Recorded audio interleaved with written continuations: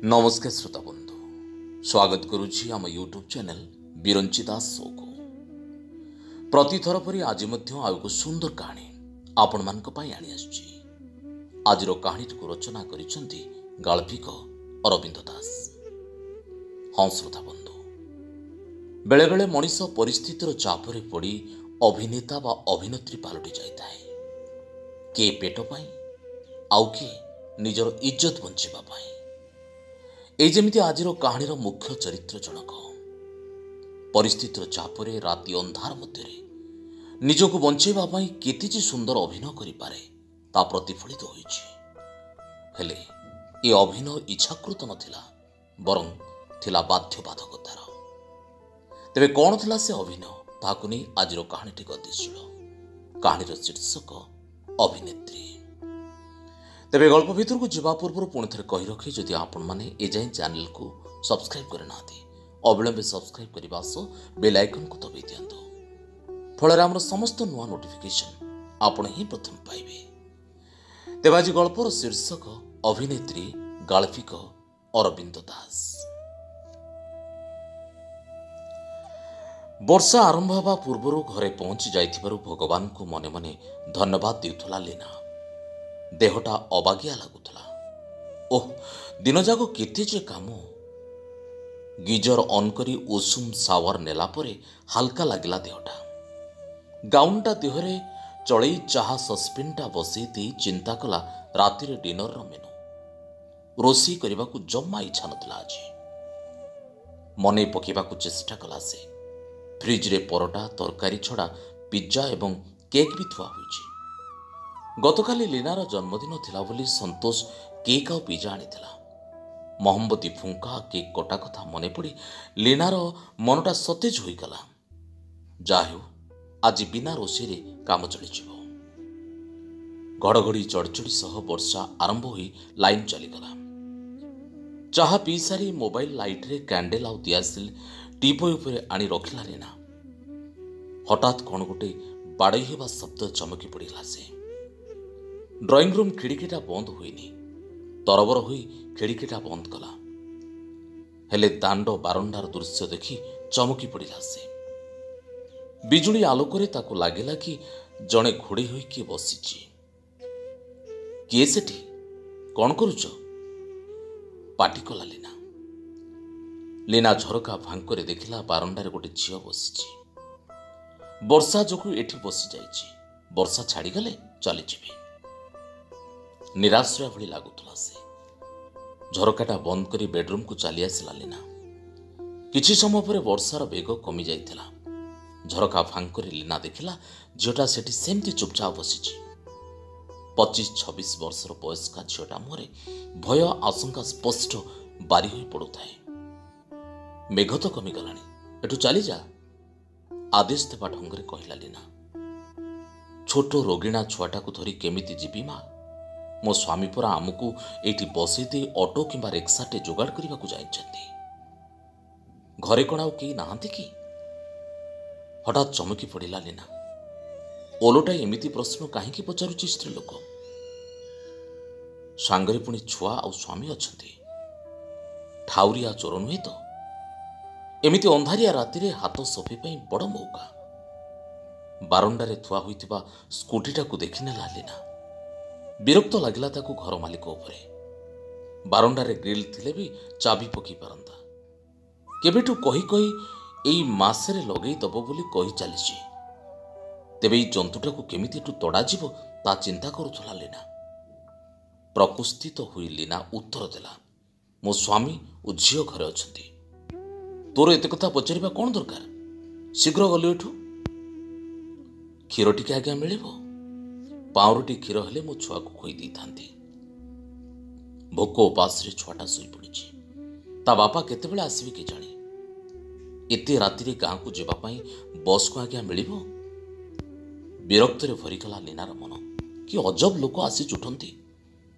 किछि उत्तर न देई झरकाटा धड़किना बंद करदेला लीना।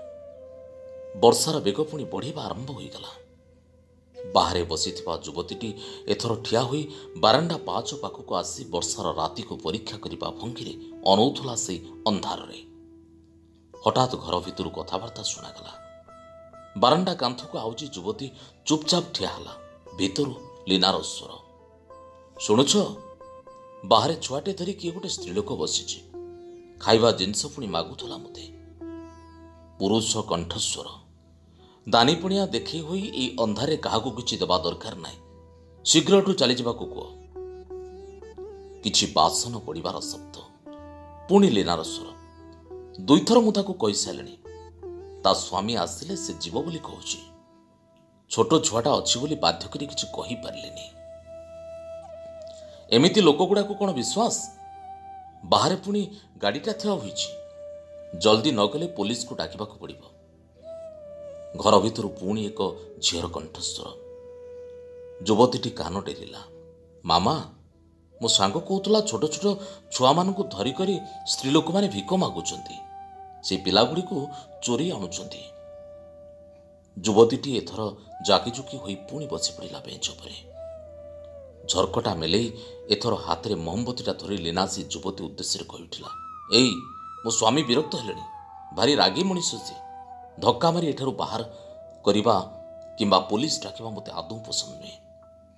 ଝରକା ଫାଙ୍କରେ ଏଥର ମୁହଁ ଦେଖିଲା ଯୁବତୀ। ଗୋଲ ମୁହଁ, ଢଳ ଢଳ ଆଖି, ଦେଖିବାକୁ ବେଶ ସୁନ୍ଦରୀ। ଆଶ୍ଚର୍ଯ୍ୟ ହେଲା ଲୀନା। ରାତି ଏତେ ହେଲାଣି, ୟା ସ୍ୱାମୀ କୁଆଡ଼େ ଗଲା? ତା ଛଡ଼ା ଇଏ ସତ କହୁଛି କି ନାହିଁ କି ଜଣେ? ଏଇ ବର୍ଷା ରାତିର ସୁଯୋଗ ଦେଖି ଏଇଠି ଛୁଆଟା ଛାଡ଼ିଦେଇ ପଳେଇବନି ତ? ହେ ଭଗବାନ, ଏସବୁ ଅସୁବିଧା ଯେମିତି ନ ହେଉ। ପୋଲିସ, NGO, ଅନାଥାଶ୍ରମ, ମିଡ଼ିଆବାଲାଙ୍କୁ ସାମ୍ନା କରିବାକୁ ପଡ଼ିବ। ଆପଣ ଟିକେ ବାବୁଙ୍କୁ ଡାକନ୍ତୁ, ମୁଁ ତାଙ୍କୁ ନେହୁରା ହେବି। ତମର ବି ତ ଝିଅଟି ଘରେ ଅଛି। ଗୋଟେ ମା ହୋଇ ଆଉ ଗୋଟେ ମାକୁ ଆପଣ ଏମିତି କହୁଛନ୍ତି? ବଡ଼ ଜବରଦସ୍ତିଆ ଲୋକ ଇଏ। ବାବୁ ଖାଇଦେଇ ଶୋଇବାକୁ ଗଲେଣି। ତୋ ସ୍ୱାମୀ କୁଆଡ଼େ ଗଲା? ତୋ ଛୁଆର ତ କାହିଁ ପାଟି ଶୁଭୁନି? ପଚାରିଲା ଲୀନା। ମୋ ସ୍ୱାମୀ କଥା କ'ଣ କହିବି ମା? ଗୁଣ୍ଡା ପ୍ରକୃତି କେଉଁ ଛାଡ଼ୁଛି ସିଏ। ଏଇ ଦେଖୁନ, ଏଇ ଛୁରୀଟା ମୋତେ ଧରେଇ ଦେଇ ଯାଇଛି। ଛୁଆଟା ଭୋକ ଉପାସରେ ଶୋଇପଡ଼ିଛି। କିଛି ଖାଇବାକୁ ମିଳିବ? ଭାରି ଭୋକ ହେଲାଣି ଆଜ୍ଞା। ମହମବତୀର ମ୍ଳାନ ଆଲୋକରେ ଲୀନା ଦେଖୁଥିଲା ଯୁବତୀ ହାତରେ ଚକଚକ କରୁଥିବା ଛୁରୀ। ଝରକାଟା ବନ୍ଦ କରିଦେଇ ଲୀନା ସୋଫାରେ ବସି ପଡ଼ିଲା। ଚୋର ଗୁଣ୍ଡା ଲୋକଟା ତା ସ୍ତ୍ରୀ ଛୁଆକୁ ଏମିତି ରାତିରେ ଏକାଠି ଛାଡ଼ିଯିବାର କ'ଣ ଦରକାର? ବାରମ୍ବାର ଖାଇବାକୁ ମାଗୁଛି ସ୍ତ୍ରୀ ଲୋକଟା। ଲୀନା ମନରେ ଟିକେ ଦୟା ଆସିଲା। ଫ୍ରିଜ ଖୋଲି ଗୋଟିଏ ଜରିରେ କିଛି ଖାଇବା ଜିନିଷ ଆଉ ପ୍ଲାଷ୍ଟିକ ଗ୍ଲାସରେ କ୍ଷୀର ଭର୍ତ୍ତି କରି ଝରକା ବାଟେ ସନ୍ତର୍ପର ସହିତ ବଢ଼େଇଥିଲା ବାହାରକୁ। ସେ ଅନ୍ଧାର ଭିତରେ ସେ ଦେଖିପାରୁଥିଲା ଯୁବତୀର କୃତ୍ୟକୃତ ହୋଇ ଉଠୁଥିବା ମୁହଁଟାକୁ। ବେଞ୍ଚରେ ବସିପଡ଼ି ଗପାଗପ ଖାଇବାରେ ଲାଗିଗଲା ସେ। ଲୀନା ଆଶ୍ଚର୍ଯ୍ୟ ହେଲା। ନିଜ ଭୋକିଲା ଛୁଆଟାକୁ ନ ଖୁଆଇ ମା ପାଟିକୁ ଦାନା କେମିତି ଯାଉଛି? ପିଲାକୁ ଟିକେ ଖାଇବାକୁ ଦଉନୁ? ଲୀନା କଥା ଶୁଣି ଚମକି ପଡ଼ିଲା ଯୁବତୀ। ସେ ବୋଧେ ଭୁଲି ଯାଇଥିଲା ଅନ୍ଧାର ଭିତରେ ଲୀନା ତାକୁ ଲକ୍ଷ୍ୟ କରୁଛି। ତା ପେଟ ଭଲ ନାହିଁ, ମୋଠାରୁ ସେ ଖାଇବ। ଦୀର୍ଘ ନିଶ୍ୱାସ ନେଇ ଲୀନା ଝରକାଟା ବନ୍ଦ କରି ନେଲା ବେଳକୁ ଯୁବତୀ କାଶି ଉଠିଲା। ତଣ୍ଟିରେ ଖାଇବା ଜିନିଷ ଲାଗିଗଲା ବୋଧେ। ଯେମିତି ତରବର ହୋଇ ସେ ଖାଉଥିଲା, ଏମିତି ଘଟିବା ତ ନିଶ୍ଚିତ। ଏକଦମ ଓଲେଇ ସ୍ତ୍ରୀ ଲୋକଟା ବୋଧେ। ନିଜ ସ୍ୱାମୀ ଆଉ ପୁଅ ପାଇଁ କିଛି ନ ରଖି ସବୁ ଖାଇଦେଲା। ପାଣି ଟିକେ ମିଳିବ ମା? ପାଣି ବୋତଲଟେ ବଢ଼େଇଥିଲା ଲୀନା। ତୋ ସ୍ୱାମୀ ଏ ପର୍ଯ୍ୟନ୍ତ କାହିଁକି ଫେରିଲେନି? ମେଘ ତ କମିଗଲାଣି। ତୁ ଏଥର ଛୁଆକୁ ନେଇ ବସଷ୍ଟାଣ୍ଡ ଚାଲିଯା। ତୋ ସ୍ୱାମୀ ପରା ସେଇଠିକୁ ଯିବ ବୋଲି କହୁଥିଲା। ଛୁଆଟାର କାହିଁକି ଜମା ପାଟି ଶୁଭୁନି? ଖାଲି ପାଣି ବୋତଲଟା ଫେରେଇ ଦଉ ଦଉ ଛେପ ଢୋକି ଯୁବତୀ କହିଲା, ସନ୍ଧ୍ୟାବେଳେ ତାକୁ ଟିକେ ଅଫିମ ଖୋଇ ଦେଇଥିଲି, ସେଥିପାଇଁ ସେ ଶୋଇପଡ଼ିଛି। ଏକଦମ ବେଖାତିର ଢଙ୍ଗରେ କହିଲା ଯୁବତୀ। ଟିକେ ନିଶ୍ୱାସ ନେଇ ପୁଣି କହିଲା, ବସଷ୍ଟାଣ୍ଡଟା ଭାରି ବିପଦପୂର୍ଣ୍ଣ ଜାଗା। ଏକୁଟିଆ ମୋ ପରି ଲୋକ ସେଠି କ'ଣ ଆଶ୍ରୟ ନେଇପାରିବ? ଗତକାଲି ପରା ଦୁଇଟା ଲୋକ ମୋତେ ଟଣାଉଟରା କରୁଥିଲେ। ଥାନାକୁ ନେବା ବାହାନାରେ ମୋ ଇଜ୍ଜତ ଲୁଟିବା ମତଲବରେ ଥିଲେ। ବଡ଼ କଷ୍ଟରେ ଦୌଡ଼ି ନିଜକୁ ବଞ୍ଚେଇଲି। ତୋ ସ୍ୱାମୀ ନଥିଲା କି? ତୁ ଏକୁଟିଆ କାହିଁକି ବୋଲୁଥିଲୁ? ଲୀନାକୁ ସିଧା କରି ଅନେଇଲା ଯୁବତୀ। ମଦ ଖାଇ କେଉଁଠି ପଡ଼ିଥିବ, ତାର କି ଭରସା? ରାତି ବହୁତ ହେଲାଣି, ତୁଠୁ ପଳା। ମୋ ସ୍ୱାମୀ ରାଗୁଛନ୍ତି। ତମେ ବ୍ୟସ୍ତ ହୁଅ ନା ମା। ଲାଇନ ଆସିବା ପରେ ମୁଁ ଚାଲିଯିବି। ଏ ଅନ୍ଧାରରେ ଏକୁଟିଆ କେମିତି ଯିବି କହୁନ? ମୋ ସ୍ୱାମୀ ଆସିଯିବ। ଲୀନା ଝରକାଟା ବନ୍ଦ କରି ଚିନ୍ତାରେ ବୁଡ଼ିଗଲା। ଛୁଆଟାକୁ ଅଫିମ ଖୁଆଉଛି ସ୍ତ୍ରୀ ଲୋକ। ନିଶ୍ଚୟ ଭିକ ମାଗୁଥିବ। ପାଖ ଆଖରେ ଘର ନାହିଁ, ମୋବାଇଲରେ ନେଟୱାର୍କ ବି ନାହିଁ। ରାତିଟା କେମିତି କଟିବ କେଜାଣି। ଘଣ୍ଟାଏ ପରେ ଝରକା ଖୋଲି ପୁଣି ଦେଖିଲା ନିନା ବେଞ୍ଚ ଉପରେ ଶୋଇପଡ଼ିଛି ଯୁବତୀ। ତା ନିଦ ବୋଧେ ଭାଙ୍ଗିଗଲା, ତଥାପି ସେ ଜାଣିଶୁଣି ସେମିତି ପଡ଼ି ରହିଲା। ବଡ଼ ଅଦ୍ଭୁତ ଏ ସ୍ତ୍ରୀ ଲୋକ, ଏଇ ପର୍ଯ୍ୟନ୍ତ ଯାଇନି। ଖିଆ ପିଆ ଧନ୍ଦା କରିବାକୁ ତମକୁ କିଏ କହିଲା? ମୁଁ ଯାଉଛି, ତାକୁ ଏଠାରୁ ବାହାର କରିଦେବି। ଭିତରୁ ଶୁଭୁଥିଲା ବିରକ୍ତି ଭରା ପୁରୁଷର କଣ୍ଠସ୍ୱର। ଲୁଗାଟା ନିଜ ମୁହଁ ଉପରକୁ ଟାଣିନେଲା ଯୁବତୀ। ସେ ବୁଝିପାରୁଥିଲା ଗୃହ ମାଲିକ ବିରକ୍ତି ଭାବକୁ, ହେଲେ କ'ଣ କରିବ ସେ? ଯଦି ଆଉ ଘଣ୍ଟାକ ଭିତରେ ସେ ନ ଯାଏ, ତେବେ ପାଣି ଆଣି ଢାଳିଦେବେ। ଦେଖୁନ କେମିତି ଆରାମରେ ଶୋଇଗଲାଣି। ତମେ ବାହାରକୁ ଯାଆନା, ପାଖରେ ଗୋଟିଏ ଛୁରୀ ରଖିଛି। ଏଗୁଡ଼ାକୁ କି ଭରସା? ଗୃହକର୍ତ୍ରୀ କହୁଥିଲେ। ସେ ଯାହା ବି ହେଉ, ଛୁଆଟାକୁ ଯେମିତି ଏଠାରେ ଛାଡ଼ି ନ ଯାଏ। ପୁରୁଷର ସ୍ୱର। ଝରକାଟା ପୁଣି ବନ୍ଦ ହୋଇଗଲା। ଯୁବତୀ ଏଥର ମୁହଁରୁ ଲୁଗାଟା କାଢ଼ିଲା। ବର୍ଷାର ବେଗ ପୁଣି ବଢ଼ି ଯାଇଥିଲା। ସେ ବୋଧେ ନିଜ ଭାଗ୍ୟ ଓ ଭଗବାନଙ୍କୁ ଧନ୍ୟବାଦ ଦେଉଥିଲା, ରାତି ପାଇଁ ଏମିତି ଆଶ୍ରୟସ୍ଥଳଟେ ମିଳିଯାଇଛି। କାରଣ ଘର ଭିତରେ ଥିବା ପୁରୁଷ ଓ ମହିଳା ବିରକ୍ତ ହେଉଛନ୍ତି, ତଥାପି ଗଡ଼ି ପଡ଼ିଲା ବେଞ୍ଚରେ। ରାତିସାରା ଖଟରେ ଏପଟ ସେପଟ ହେଉଥାଏ ଲିନା। କେତେବେଳେ ନିଦ ଲାଗିଯାଇଛି କେଜାଣି। ହଠାତ୍ ତା ନିଦ ଭାଙ୍ଗିଗଲା। ଧଡ଼ପଡ଼ ହୋଇ ଉଠି ପଡ଼ିଲା ସେ। ଭୋର ହୋଇଗଲାଣି। ଝରକାଟା ସେ ଆସ୍ତେକିନା ଖୋଲି ବାହାରକୁ ଦେଖିଲା। ସ୍ତ୍ରୀ ଲୋକଟା ନଥିଲା, କିମ୍ବା ତା ବ୍ୟାଗ୍ଟା ବି ନଥିଲା। ଏଥର କବାଟ ଖୋଲି ବାହାରକୁ ଆସିଲା ଲିନା। ତା ସ୍କୁଟି ଏବଂ ଘର ସୁରକ୍ଷିତ ଥିଲା। ଭଗବାନଙ୍କୁ ପୁଣି ଥରେ ଧନ୍ୟବାଦ ଦେଉ ଦେଉ ତା ଆଖିଟା ବେଞ୍ଚର କୋଣରେ ପଡ଼ିଲା। ଆରେ, ଏଇଟା ତ ସେଇ ସ୍ତ୍ରୀ ଲୋକର ଛୁଆଟା। ତାକୁ ଛାଡ଼ିଦେଇ ଚାଲିଯାଇଛି ସେ ସ୍ତ୍ରୀ ଲୋକ। ଗେଟ୍ ଆଡ଼କୁ ଦୌଡ଼ିଗଲା ଲିନା। କିଛି ଦୂରରେ ଲିନା ଦେଖିଲା ସେ ସ୍ତ୍ରୀ ଲୋକଟି କ୍ଷିପ୍ର ଗତିରେ ଚାଲିଯାଉଛି। ପଛପଟୁ ଜୋରରେ ଡାକ ଛାଡ଼ିଲା ଲିନା। ଏଇ, ତୋ ଛୁଆକୁ ନେଇଯା। ଏଇଠି କେମିତି ଛାଡ଼ିଛୁ? ପଛକୁ ଥରେ ବୁଲି ଅନେଇଲା ଯୁବତୀ। ଏକ ରହସ୍ୟମୟ ହସଟି ହସି ହାତ ହଲେଇ ପୁଣି ଆଗକୁ ଚାଲିଲା ବେପରୁଆ ଢଙ୍ଗରେ। ବ୍ୟସ୍ତ ହୋଇ ଘରକୁ ଦୌଡ଼ି ଆସିଲା ଲିନା। କି ସାଂଘାତିକ କଥା! ସ୍କୁଟି ନେଇ ତାକୁ ଯିବାକୁ ପଡ଼ିବ ସେ ସ୍ତ୍ରୀ ଲୋକ ପଛେ ପଛେ। ଝିଅଟିର ସେ ରହସ୍ୟମୟ ହସଟା ମନେ ପକାଇ ନିଜେ ବ୍ୟସ୍ତ ହୋଇପଡ଼ିଲା ଲିନା। ଗତକାଲି ରାତିରେ ଯେଉଁ କଥାକୁ ତାର ଭୟ ଥିଲା, ସେଇଆ ହିଁ ହେଲା। ତରବରରେ ସ୍କୁଟି ଷ୍ଟାର୍ଟ କରି ଛୁଟିଗଲା ସେ ଯୁବତୀ ପଛରେ। ଛକ ପାଖରେ ପହଞ୍ଚି ଯାଇଥିଲା ସେ। ହଇଲୋ, ତୋ ଛୁଆକୁ ମୋ ବାରାଣ୍ଡାରେ ଛାଡ଼ି ପଳେଇ ଆସିଛୁ। ଭଲ ମଣିଷ ତୁ ତ, ହଇରାଣରେ ମୋତେ ପକେଇବୁ। ଗତକାଲି ରାତି ଅପେକ୍ଷା ଯୁବତୀଟି ସତେଜ ଆଉ ପ୍ରଫୁଲ୍ଲ ଦିଶୁଥିଲା। ହାତରେ ଧରିଥିବା ବ୍ୟାଗ୍ଟି ତଳେ ଥୋଇ ଦୁଇ ହାତ ଯୋଡ଼ି ନମସ୍କାର କରି କହିଲା, କ୍ଷମା କରିବେ ଭଉଣୀ, ବାଧ୍ୟ ହୋଇ ମୁଁ ତୁମକୁ ମିଛ କହିଥିଲି କାଲି ରାତିରେ। ମୋର ସ୍ୱାମୀ କିମ୍ବା ଛୁଆ କେହି ନାହାନ୍ତି। ଯୁବତୀଟି ବୁଲି ପଡ଼ି ଚାଲିବା ଆରମ୍ଭ କଲା। ଆବା କାବା ହୋଇ ଠିଆ ହୋଇଥିଲା ଲିନା। ସତେ ତ, ଗତକାଲିଠାରୁ ଛୁଆଟାର କିଛି ଶବ୍ଦ ତ ସେ ଶୁଣିନି। ଯୁବତୀ ଜଣକ ବି ସତ କହୁଥିଲା ପରି ଲାଗୁଥିଲା ତାକୁ। ସବୁ କେମିତି ରହସ୍ୟମୟ ଜଣାପଡ଼ୁଥିଲା, ତଥାପି କି ବିଶ୍ୱାସ ସେମାନଙ୍କୁ ମିଳିଲା। ଜବରଦସ୍ତି ସେ ଝିଅକୁ ସ୍କୁଟିରେ ବସେଇ ଘରକୁ ଆଣିଲା। ବେଞ୍ଚ ଉପରେ ଥିବା ବୁଜୁଳାଟି ଉପରୁ କନାଟି କାଢ଼ିଦେଇ ଚମକି ପଡ଼ିଲା ଲିନା ଏବଂ ମନକୁ ମନ ବହେ ହସିଲା। ଏଇଟା ତ ତାରି ସଫ୍ଟ ବୟ, ଯାହାକୁ ସକାଳେ ସଫା କରି ବାହାରେ ଶୁଖେଇଥିଲା ଏବଂ ଭିତରକୁ ନେବାକୁ ସେ ଭୁଲି ଯାଇଥିଲା। ଗତକାଲି ରାତି କଥା ଗୋଟି ଗୋଟି କରି ପୁଣି ଥରେ ମନେ ପକାଇଲା ଲିନା।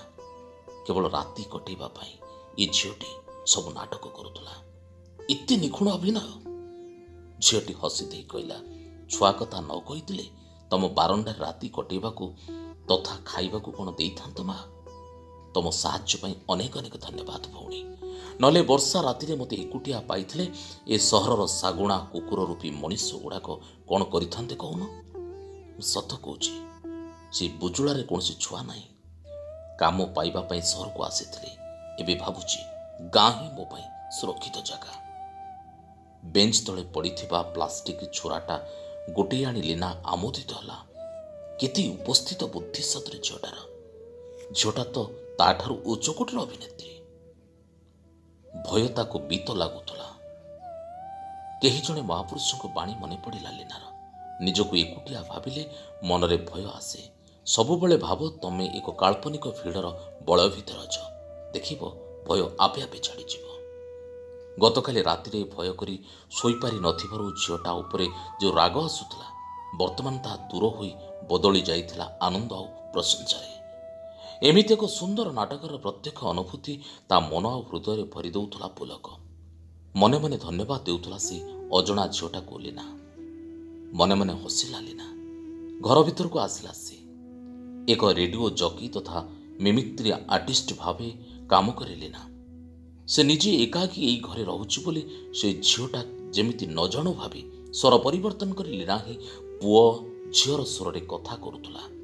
ତାକୁ ଶୁଣେଇ ଶୁଣେଇ ସେ ଝିଅଟା ବି ତ ଲିନା ଭଳି ବୋଧେ ନିଜ ଆତ୍ମରକ୍ଷା କଥା ଚିନ୍ତା କରୁଥିବ। ମନେ ମନେ ଲିନା ଧନ୍ୟବାଦ ଦେଉଥିଲା ଅଳସ ଗତିରେ ଚାଲି ଯାଉଥିବା ସେ ଝିଅଟିକୁ, ଏକ ଅନନ୍ୟା ଅଭିନେତ୍ରୀକୁ। ଶୁଣୁଥିଲେ ଗାଳ୍ପିକ ଅରବିନ୍ଦ ଦାସଙ୍କର ଏକ ଭିନ୍ନ ସ୍ୱାଦର ଗଳ୍ପ ଅଭିନେତ୍ରୀ। ହଁ ଶ୍ରୋତା ବନ୍ଧୁ, ରାତି ଅନ୍ଧାର ମଧ୍ୟରେ ମହିଳାଟି ନିଜକୁ ସୁରକ୍ଷିତ ନ ମଣି ଆପଣେଇଥିଲା ଅଭିନୟର ରାସ୍ତା। ଗୋଟିଏ ଛୋଟ ଛୁଆକୁ କୋଳରେ ଧରି ମାର ଅଭିନୟ କରିଥିଲା। ଆଉ ଯଦି ତା ନ କରିଥାନ୍ତା ହୁଏତ ସେଦିନ ରାତିରେ ସୁରକ୍ଷିତ ଭାବେ ମୁଣ୍ଡ ଗୁଞ୍ଜିବାକୁ ଜାଗାଟିଏ ସହରରେ ପାଇନଥାନ୍ତା। ଆଉ ରାତି ପାଇବା ପରେ ଯେତେବେଳେ ସତ୍ୟ ପଦାକୁ ଆସେ ଜଣାପଡ଼େ ନାରୀଟିର ଏ ଅଭିନେତ୍ରୀ ପଛର ପ୍ରକୃତ ରହସ୍ୟ। ସତରେ ଏ ଅଭିନେତ୍ରୀ ଭୂମିକାରେ ଅବତୀର୍ଣ୍ଣ ହେବାକୁ ଆମ ସମାଜ ସେ ନାରୀଟିକୁ ବାଧ୍ୟ କରିଥିଲା, ଯାହା ଜଣେ ଅଭିଜ୍ଞ ଅଭିନେତ୍ରୀ ଠାରୁ କିଛି କମ୍ ନଥିଲା। ଆଉ ରାତି ପାଇବା ପରେ ଆଶ୍ରୟ ଦେଇଥିବା ବୃତ୍ତିରେ ଅଭିନେତ୍ରୀ ଲିନା ସତ ଜାଣିବା ପରେ ଆଶ୍ଚର୍ଯ୍ୟ ହୋଇଯାଇଥିଲା ମହିଳା ଜଣକର ଅଭିନୟକୁ ଦେଖି। ସତରେ ଖୁବ୍ ସୁନ୍ଦର କାହାଣୀଟି ରଚନା କରିଛନ୍ତି ଗାଳ୍ପିକ ଅରବିନ୍ଦ ଦାସ। ଆଶା କାହାଣୀଟି ଆପଣମାନଙ୍କୁ ଖୁବ୍ ଭଲ ଲାଗିଥିବ। ଆଉ ଯଦି ଭଲ ଲାଗିଥାଏ ତେବେ ଆମ ଚ୍ୟାନେଲକୁ ଲାଇକ୍, ସେୟାର, କମେଣ୍ଟ ଆଉ ସବସ୍କ୍ରାଇବ୍ କରିବାକୁ ଆଦୌ ଭୁଲିବେନି। ମୁଁ ପୁଣି ଆସିବି ଆସନ୍ତା ସପ୍ତାହରେ ଆଉ ଏକ ସୁନ୍ଦର କାହାଣୀ ନେଇ। ସେ ଯାଏ ରହୁଛି, ନମସ୍କାର।